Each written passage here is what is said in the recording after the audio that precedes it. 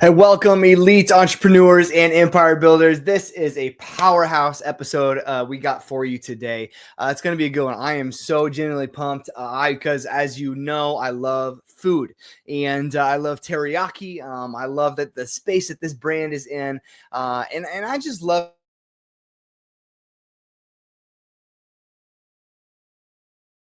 concepts and empire builders that which brands really are just like, hey, you got to check this one out if that's you, because that's who we're talking with today. Today we are bringing on Teriyaki Madness. This is they're the Asian food, which is a global hot trend right now. They've shown 500% growth since the Bush administration, and so this is you're hopping on the right time. Their current store AUVs are over $1 million across the board. We'll talk more about that later. Maybe you've seen them because they've received all over. If you haven't seen them in your area, maybe you've seen them online. They've got so many awards from top franchises of the 2025 from Franchise Review, or Restaurant Gurus ranked them as a top recommendation last year. Franchise Times have them in the top 400, Entrepreneurs List top 500, and many, many, many more. Last year alone, they experienced some really incredible growth from they brought on 37 new franchisees. They accounting for 68 different units. They opened up 35 new locations. They just celebrated their 160th store grand opening. It's incredible time to be a part of this. They just brought on a new CFO, and even National Chicken Teriyaki Day, which I didn't know was a day, but I'm looking forward to it next year. It was their biggest sale of the year in history. And so a lot of good stuff moving forward with this brand. And we get the pleasure of bringing on the executive director of franchise development here inside the group. Patrick Pounders has been with them for a little while. He's been in franchise development for a long time, a little over 2 decades, I believe. He's worked with a number of big brands, from WebBiz brands to Postnet and many, many more. And he actually just got done celebrating this week, the most recent grand opening in El Paso, Texas. And a couple days ago, now he's here with him. So excited to bring on Patrick Pounders of Teriyaki Madness. Enjoy. There's no way that we could put together such supplier agreements with our point of sale system, with our online systems, with third-party delivery vendors, perhaps most importantly, Cisco, our food vendors. We've got a good system of coaches in place that visit the shops to make sure that we're following those procedures, which translates to better quality food, good control over costs, and more money in our bottom line, and higher customer satisfaction. Hey, Patrick, how are you, my friend? I'm good, Jared. How are you doing? I'm doing well. I'm having a little bit of a technical issue on my end today. I'm not sure why that is. We're trying to get that cleared up. I apologize, but no worries. We're here to talk about Teriyaki Madness. So welcome to the greatest group in the metaverse, man. I'm excited to unpack this opportunity with you. I'm excited to be here as well, man. I get hyped up. I see our own stuff, right? That front end video. Every time I see that, it gets me excited. So it's so good, and you get a glimpse of what it looks like, what it feels like. You see this line at the door, you see this food that's making your mouth water. I mean, it's it hits all the senses just about. If I could just smell it then and taste it from here, it'd be great, But man, it's exciting stuff. So let's start with just who is Patrick? Who are we talking to today? Tell us a little bit about your story and how you kind of got to where you are today with Teriyaki Madness. Yeah, so I'm a native of Denver, Colorado, which is where we're headquartered. Believe it or not, when I graduated college, I was going to be a DJ. I was going to be went into the broadcasting industry for about 5 years. And long of the short of that, turns out I escaped for sure.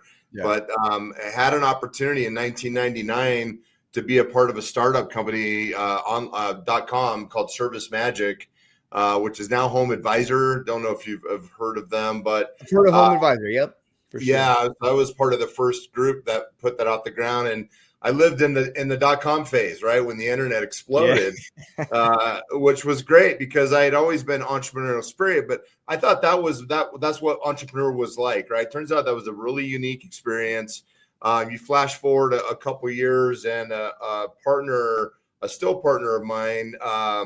we started a sales and marketing consulting company, and we had the exclusive rights to represent a tanning salon franchise that was headquartered here in Denver. Okay. So that's how I really cut my teeth in franchising back in the UFOC days. Tanning salons, mailing out UFOCs and getting receipts via fax and oh my goodness, horse signals. And buggy. What's that? Horse and buggy, just about. No kidding. And we had some success there, and so then you kind of go forward. I won't bore you. I have a pretty eclectic background that really is a mix of being a part of some startup opportunities. But really, to your point, over the last 25 years, I just turned 53 in January. I've been primarily in the franchise space. So yeah, I've worked corporately for a handful of brands here in Denver. Yeah. Denver has been for a while one of the top headquarters for franchisors in the country. So I sort of fell into that opportunity here. And to your point, I was with WellBiz even before it was WellBiz. I joined them, and they had just brought on Elements, and so I was part of the group that really brought Elements to market. Yeah.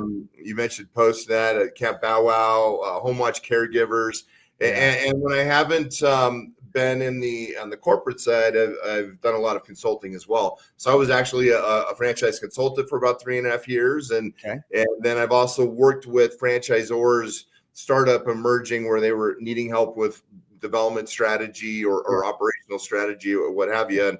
And then to kind of tie it all up with the weird bow, I'm actually a silent partner in a franchise as well. Oh, and really? So, awesome. Yeah. You are franchising through and through.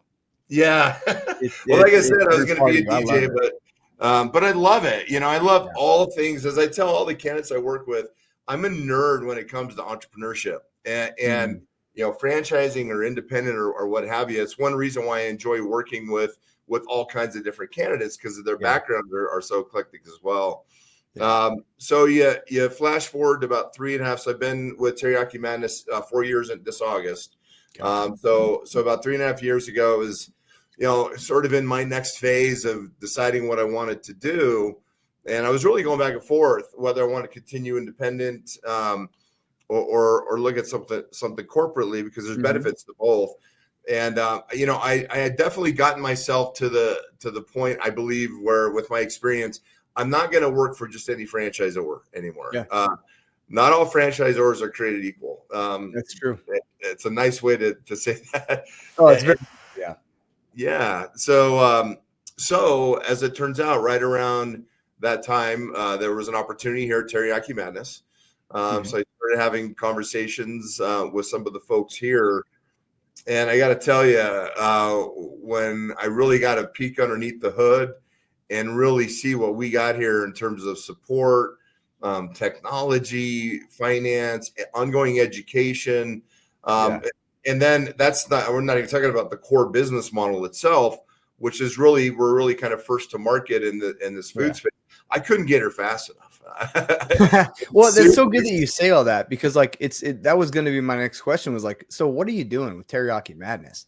Because you've been in franchising forever. You are franchising through and through. It's in your inmost being, right? So why then, with all the brands that you have been a part of that also still need help franchise development, and that they're doing great things, and you're also a franchisee, and so why are you? Why Teriyaki Madness? Why did they, get you to come on board in this role and to be a part of it? And so it's exciting to hear some of those things that I want to unpack.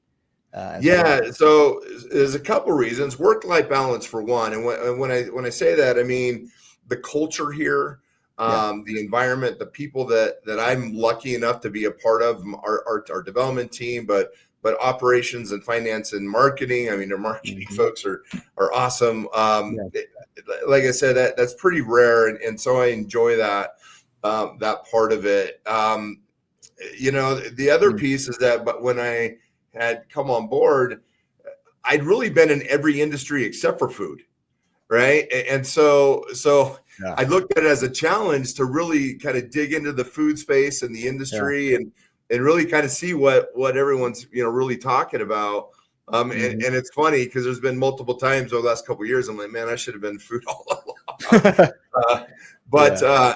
but it's great. And the other part too is, again, the brand itself. We're really doing something that hasn't been done with this particular type of food.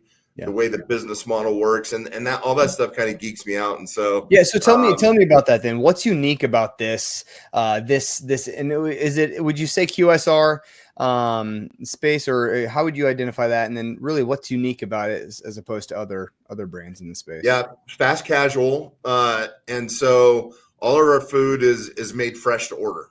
All right, Yeah. so we have, and really when we talk about it, right, we're providing the ultimate teriyaki shop experience, marinated grilled chicken and beef and tofu and fresh veggies and rice or noodles.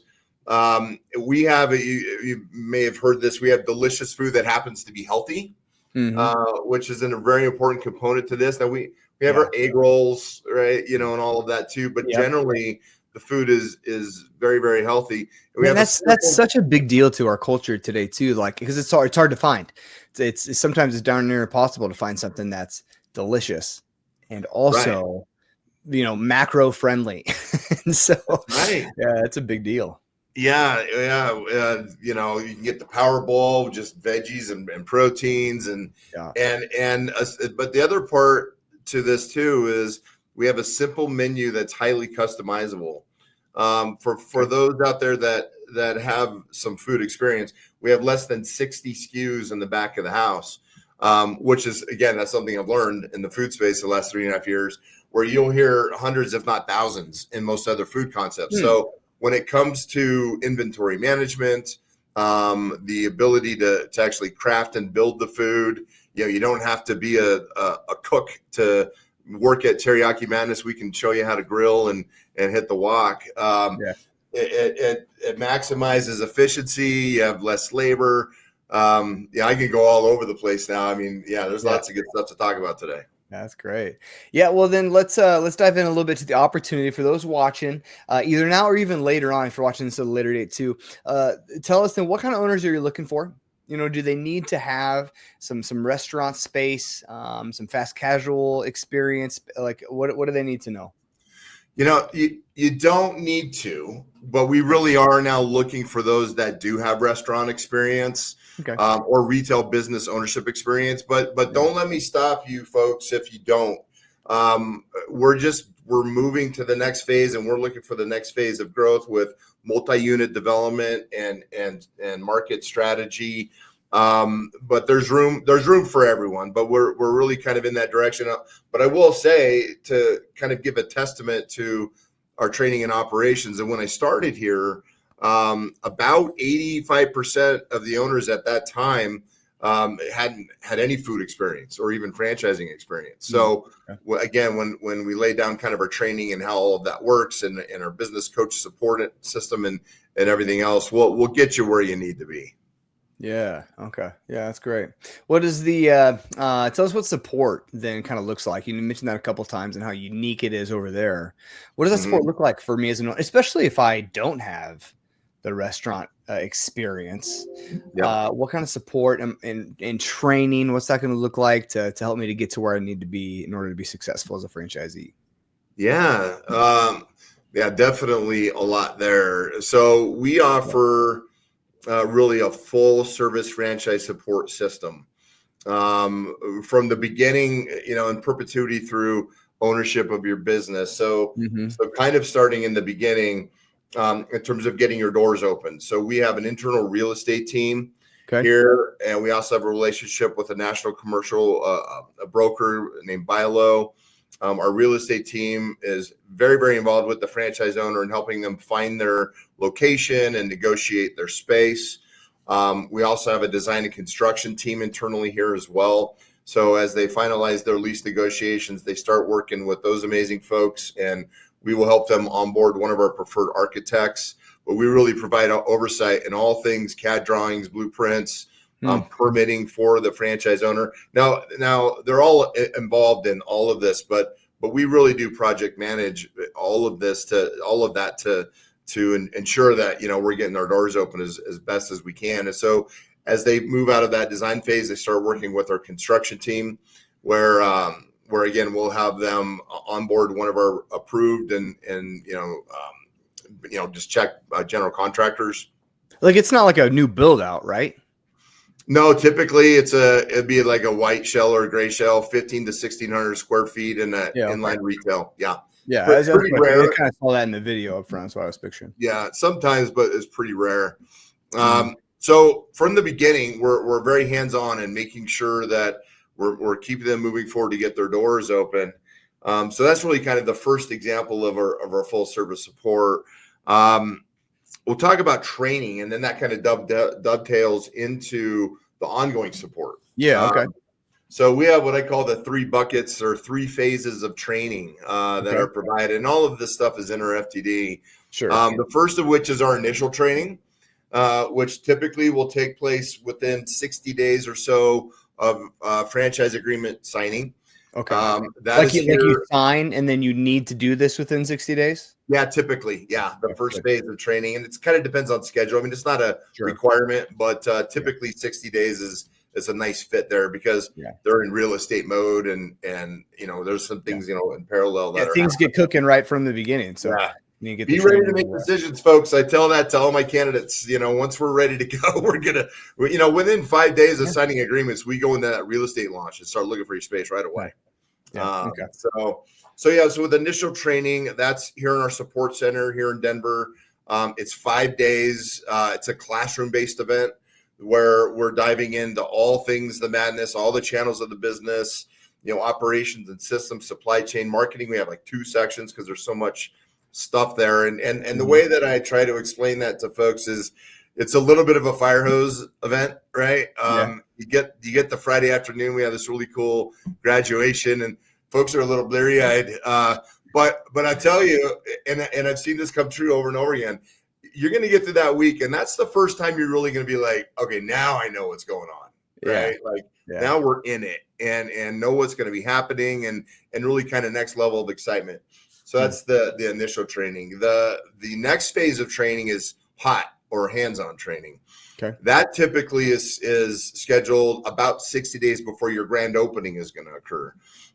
So that's also here in Denver, Colorado. We do have one corporate-owned shop here in Denver that's a functional shop, but we specifically have that earmarked for franchisee training and staff training. We do research and development there and some other things. So that's 10 days inside of a functional shop. You got 1 day off in the middle.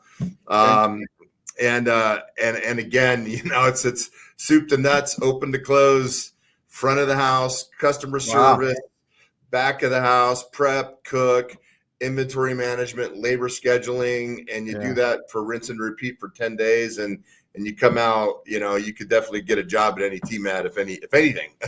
Yeah, right. No joke. Yeah, that's a fully immersed experience there. And I'm sure you probably get people to come and go, 10 days? I mean, do you really need a full 10 days? But like what that does for the individual to leave there knowing I've seen it all multiple times now, to feel prepared to go and launch this same thing, to know how it's supposed to be run and to run the playbook the right way. I think that's incredible. Yeah, it gets it really ingrained, and I'll tell you, when you flash forward to the grand opening, they're pretty happy they did those 10 days. I bet. Because then you're in it. No, it's a lot of fun. To your point, so we have our discovery days, right? And part of our discovery day experience is we go tour shops in Denver, and we always stop by the corporate shop and we try all the food and everything. And so it's fun because many times we'll go in there and there'll be owners that I signed, 6 months ago, and they're wearing the gear, and I'm like, woo, you're in it, buddy. It's cool. That is cool. Do you have any shops that are they all in kind of outlet mall locations, or do you have any that are connected to, whether it's like sometimes you see restaurants inside grocery stores that are connected there, or like ballparks or arenas or anything like that? Yeah. So right now, the majority of our shops are in that typical inline retail. We like to be close to large gyms, hardware stores, grocery stores, Okay. daily needs drivers of 20,000 plus a day. So you can imagine that intersection, right? You pull up, there's a Walmart, and maybe you can get your tire changed, and food concepts, and where people go 3 or 4 times a week. Yeah. That's primarily where we're at. We are exploring some new things inside convenience store in a few markets. Yeah. I'm having conversations, and I can't say too much, but I'm having some come on, conversations. Patrick. We'll keep it secret. We'll keep it, Facebook Live, buddy. Exclusive inside the Facebook group. No, it's not going anywhere else. No, that's great. So when you find a location, like, and you're like, this is the right spot, how hard is it to like find that spot and availability there? Or do you go, let's find where we want to be and then wait for something to open up? Or good question. How does that work? So to kind of go back in time a little bit, so we have predetermined in every market the general trade areas in that market that we want to open up our first wave of shops. Mm-hmm. So I have access to a map, let's say, of Houston, where you'll see 20 purple dots that represent, all right, we want to have a teammate there, we want to have a teammate there, and then you'll see the open shops. And so as people work with me through the process, one of the calls we have is actually with our real estate team, where we have them get to know each other a little bit, and they explain the process, and then we have them identify the trade area that they want to open, or trade areas if it's multiple. Yeah. So from the beginning, we already have that sort of pinned down. Wow. And then you go back to the real estate. Once we actually go to real estate launch, we have site-wise and we have access to database information where we'll tee up all of the locations in the trade area that's available that meet the minimum requirements for a Teriyaki Madness shop. And so then, the new owner will then do tours with the broker and basically go pick their space. Yeah. Wow. Okay. So the chances of, you guys listening right now, the chances of, if especially if it's a newer market, of having an idea of where these Teriyaki Madness units can go, the chance of those already being pre-selected or predetermined for you, it's a good shot. Good shot of that. If you already have done that work, you guys have already done that work on your guys' side too. So that's incredible. Tell me then about the investment. What's it cost? How much am I investing into this? At least for a single unit.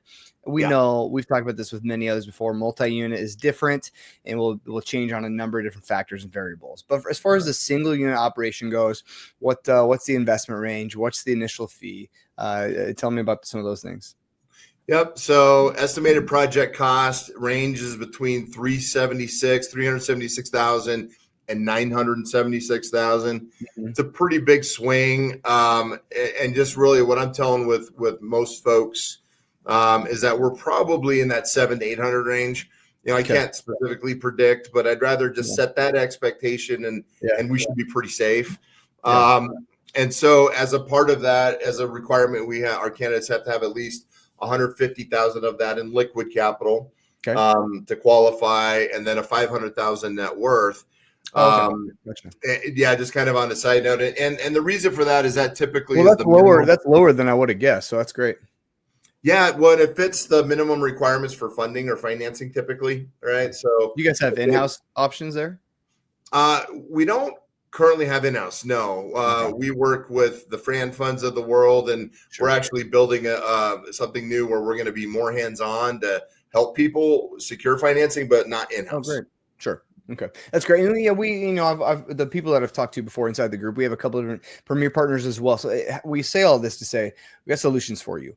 Do not let, the fear of the financing part hold you back from chasing after this. If this is something you are interested in and curious about, there are plenty of options out there for you as well. So then with that, I've heard a little bit, shared up at the front too, the incredible success you guys have seen the past several years, how your franchisees are doing. Are there any specific franchisees that come to mind for you as far as like kind of the awe-inspiring success stories within the system that you're just like, I don't know if it's like maybe you're just so proud of them or like these people have incredible backgrounds of stories, where they came from, how they're doing. Like, does anyone come to mind for you? Yeah, and there's more than one for sure, but franchise husband wife team, Ken Shanky and Audrey Poynton, up in Central Connecticut. And look, all my folks are great, but Yeah. you get on the phone with someone in the beginning, and you just know, that's going to go well, and Mm-hmm. and they're such good people. They came to us as a multi-unit owner with Jersey Mike's, and they had ran out of room, so they're looking to expand their portfolio, and so they started talking to us, and so. Okay. We got them in, and then we expanded. They're on deck, I think, to do a total of 8 as it is right now. Oh, great. They have 3 open. They're Okay. very they have a very good kind of operational plan put together. So they've got 3 open, and then one is opening this month, and then another is going to be opening up towards the end of the year. So really that the whole Central Connecticut, but this is the thing is they want to build wealth, but they truly want to help community. They want to support the growth of people inside of those communities. Yeah. Our part of our heart is a community focused business, which was one of the reasons why we knew we would align. But they've really deployed that in market, and it's funny because I was preparing for this, and this one really came to mind because it was so recent. Just in March, they created a month of giving. So with both their Teriyaki Madness shops and the Jersey Mike's, they raised money to build a playground in the community, and so they call it Where Angels Play. And it's just, and then there's another piece to this too, besides just the community, is the infrastructure that they put together, and the people that they're teaching to be leaders and drivers. Yeah. It's just inspiring. It's just cool to see people do that and take advantage to what you have and do something good. Yeah, that really is incredible. When I think about, joining, when I help candidates think about joining a brand or a franchise, and I really try to help them determine fit, right? Is this the right fit for you? And are you the right fit for them? And so like to even hear that it's within the culture of Teriyaki Madness to seek out your community, to be an impact and influence in your community in those ways is encouraging, exciting. Like, it's not just we're going to make money by serving the best food, which is awesome, Right. but how do we then turn that around and impact our community? Benefit them in the right way. Well, it's another. There was another reason why I, been so excited to be here, is that we really have an education and approval process. We are truly awarding franchise, licenses to folks, and not that it's incredibly difficult, but you really have to fit, to your point, a certain mind frame and a culture, have a certain goal.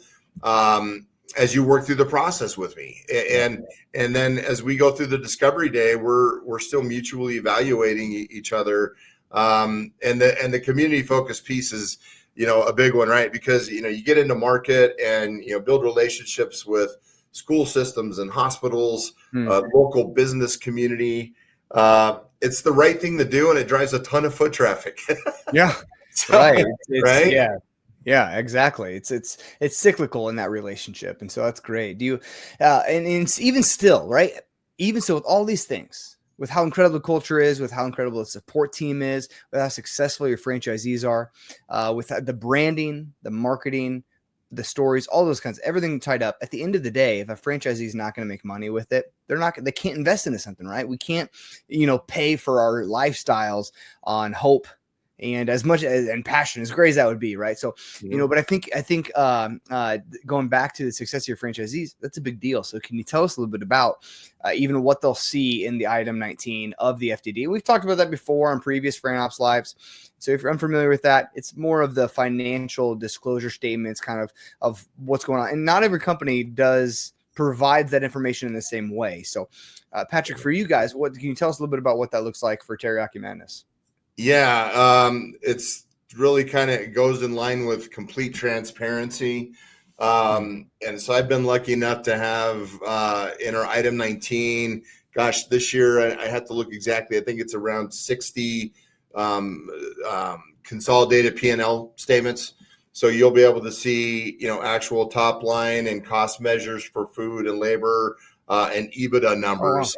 And then we also have, stacked data in there as well, and all kinds of goodies to talk about. And so, it's great because it gives people kind of a realistic expectation. This is like any other really good franchise system is you got to get into year 1 and 2. Like you have to build to grow. Yep. You can't come into this with just the perspective that I want to make a bunch of money. And you have to be prepared for that and ready for that. And so what you'll see generically, and you'll see some of these P&Ls when they show losses, they show, kind of everything. And so that's normal. When you get to a certain size with any franchise, that's going to be the case. Right. Yeah. The high level, for the folks here is look, you get through that first 12 months, you get your business established, your team is gelled inside your shop. Your customer base obviously is going to be growing and can continue to grow. And you go into year 2, it's the best way to maybe explain is that you get past year 1, it should be at a point where the business is cash flowing and starting to pay for itself or paying for itself. And then what that looks like in the year 2, which is really fast. That really is very, really relatively quick. I mean, there's a lot of franchise opportunities out there that you can expect to be, have your money back in some within 3 years, which is good. But, to be kind of where you're at is incredible. And I think that speaks to the nature of what a Teriyaki Madness is. But for those that are still, my last question for you, for those that are still on the fence, that are still kind of, the empire builders here, the elite entrepreneurs here that are still kind of curious about it, but still don't know why this one over some of your competitors. Can you speak into that? Why should they consider this over some others in this space? Yeah, well, it's really kind of straightforward. We're really first to market. We really don't have any direct competition. We have some regional folks, and there's some folks up in Canada, but the one thing that everyone always mentions is Panda, and it's funny to me because I understand it, I get it. But man, they got that scoop and serve, it's underneath the lights, and their business model is completely different. It's certainly not healthy food. So when you really look at it, we have the word Asian in our vocabulary, and that's about as much as we have in common a bit. That's just me maybe, but we're the first one to market, taking the Seattle-based, really Japanese-based food concept and spreading it across the country. So I look at it as, and again, here's another reason I was so excited to be here. It's pretty rare to be involved in a brand that is so well put together, but has so much opportunity ahead of itself. No one's going to catch us. We're the magic. I love it. And if that's you, friends, that's you. You want to be a part of continuing to build this thing that's already huge and continuing to grow fast and rapidly and well.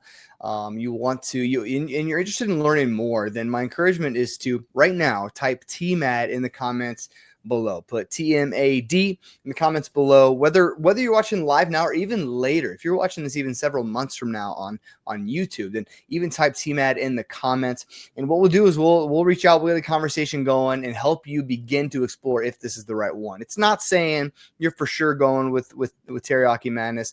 All it's saying is, tell me more. I'm curious. That's all it is. So we'll begin that conversation. We'll learn if your territory is available. We'll see if you qualify for it. And if so, hopefully, we'll get you connected to Patrick and his team right away. We could even do that this afternoon, maybe. And so we'll see how this goes. But to type that in, we'll get the conversations going. While they're doing that, man, Patrick, I can't thank you enough, my friend, for being here. I know with your schedule, you're all over the place. You have a number of things that you're invested into. And so with how busy you are, thank you so much for sharing, for unpacking this with us. I had yet to really dive deep into Teriyaki Madness. So this was insightful and helpful, beneficial for me. I'm excited to help work with you and help other people fulfill their dreams of business ownership through Teriyaki Madness. Absolutely. Jared, thank you as well. This has been such a blast. It's such a nice, kind of different change, and to talk shop like this is always fun. So you invite me back whenever you want me, as long as you don't get sick of me. Never, my friend. Never, my friend. And I can't wait to someday. We're either going to get one here where I'm at in Des Moines, Iowa, or I got to go find one. But I can't wait to try Teriyaki Madness. It's going to be. Give me a call. Why not you?